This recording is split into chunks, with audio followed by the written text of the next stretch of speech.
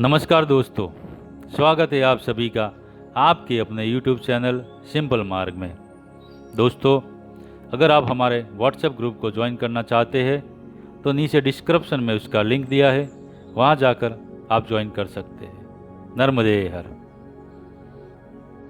दोस्तों, नर्मदा परिक्रमा की इस अविरत बहती धारा का आज अपना 35वां दिन है। बुधवार 7 फरवरी 2018। कंवाट, लीमड़ी, बखतगढ़ और अट्टा। आज हम मध्य प्रदेश राज्य की सीमा में वापस आ चुके हैं। मंदिर की घंटियों की पवित्र ध्वनि से हम करीब लगभग 4:30 पर उठे। इस समय मंदिर में प्रातः की आरती चल रही थी। नित्य क्रम के बाद वही सीढ़ियों के पास लगे टंकी के नलों से हमने स्नान किया तथा पूजा के बाद 6:30 पर सामान समेत आगे बढ़ने को तैयार हुए। आज रवि जी बहुत खुश है। उनसे खुशी का कारण पूछने पर उन्होंने मुझे पेपर ग्रीटिंग और एक चॉकलेट दी। ग्रीटिंग देख मुझे याद आया कि अरे हाँ, आज तो मेरा जन्मदिन है। जन्मदिन से ज़्यादा खुशी मुझे इस बात की हो रही थी कि रवि जी को याद रहा, जबकि मैं स्वयं भूल गया, क्योंकि नर्मदा मैया के सानिध्य में हर दिन ही किसी उत्सव जैसे बीत रहा था। हमने सोलापुर समूह और आश्रम के कुछ अन्य परिक्रमावासी बंधुओं के साथ प्रातः लगभग 6:45 पर चलना प्रारंभ किया। यह आश्रम हमारी स्मृतियों में अपनी अमिट छाप छोड़ गया है। बिना रुके लगातार साथ चलते हुए हमने बहुत सा रास्ता तय किया, परंतु गत 2 दिनों से सोलापुर समूह का व्यवहार हमारे प्रति कुछ बदला सा है। उन्होंने अलग ही चलना भी शुरू किया है, तो हमने भी सोचा हम हमारे ही हिसाब से चलेंगे। वैसे भी जितने बंधन कम हो उतना अच्छा। हम प्रातः 9 बजे लीमड़ी गांव में आ गए। यहाँ से आगे हापेश्वर के लिए जाने का मार्ग है, जो तकरीबन 4-5 किलोमीटर है। हमने सोचा उतना जाकर वापस आने से क्या लाभ, जबकि वर्तमान में तो पुरातन हापेश्वर मंदिर जलमग्न ही हो चुका है। तो हम उस मार्ग पर ना जाकर बखतगढ़ मध्य प्रदेश सीमा की ओर जाने वाली मार्ग पर बढ़ गए। ये मार्ग भी पहाड़ों से होता हुआ खेत खलिहानों और छोटे टोलों के बीच से हमें लेकर जा रहा है। इसी दौरान पहाड़ी मार्ग में एक बहुत छोटा सा कुत्ते का बच्चा करीब 1-1.5 किलोमीटर हमारे साथ साथ आया। हमने उसे बहुत बार भगाया, पर वो ना तो रुका ना मुड़कर वापस गया। हमारे विश्राम के दौरान हमने उसे भी खाने हेतु कुछ बिस्किट दिए तथा फिर थोड़े समय बाद उसे चकमा देकर आगे बढ़े। हमें उसकी चिंता हो रही थी कि कैसे वो अपने मालिक या परिवारजनों से दूर रह पाएगा, इसलिए हमने उसे ये धोखा दिया था। करीब 11:40 पर हम लोग मध्य प्रदेश राज्य की सीमा में दाखिल हुए और बखतगढ़ में आ गए। यहाँ हमने गायत्री मंदिर में शरण ली। तुरंत ही पास के सरकारी सार्वजनिक संस्था में कार्यरत श्री रमेश भगत जी ने आकर हमसे भेंट की और परिक्रमावासी इसी मंदिर में रुकते हैं तथा वे और उनके एक मित्र मिलकर ही उनकी सेवा करते हैं। आदि बातें उन्होंने हमें बताई।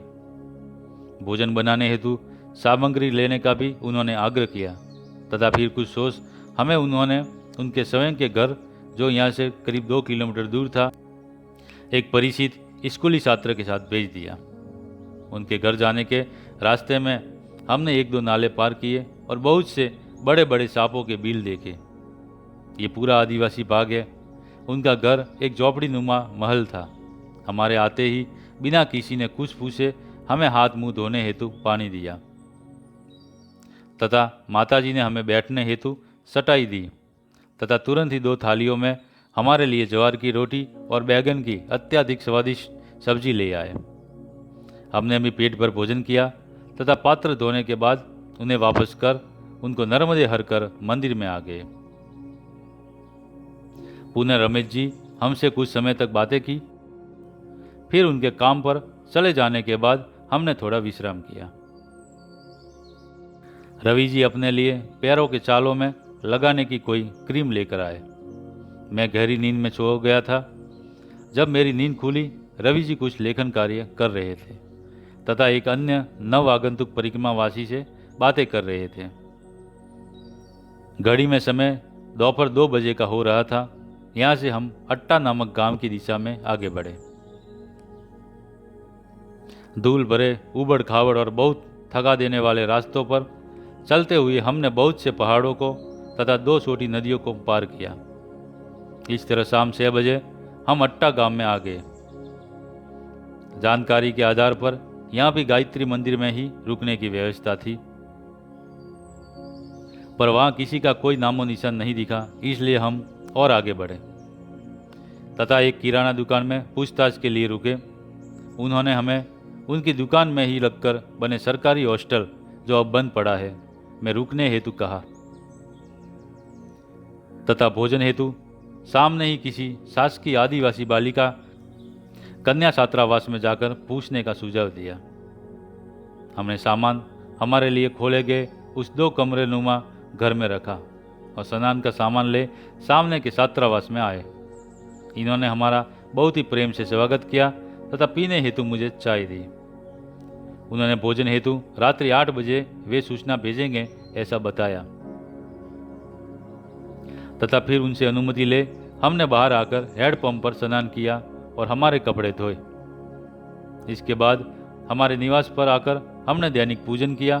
करीब रात्रि 8 बजे छात्रावास अधिशिक्षा के पतिदेव हमें बुलाने आए। हमने भरपेट भोजन किया।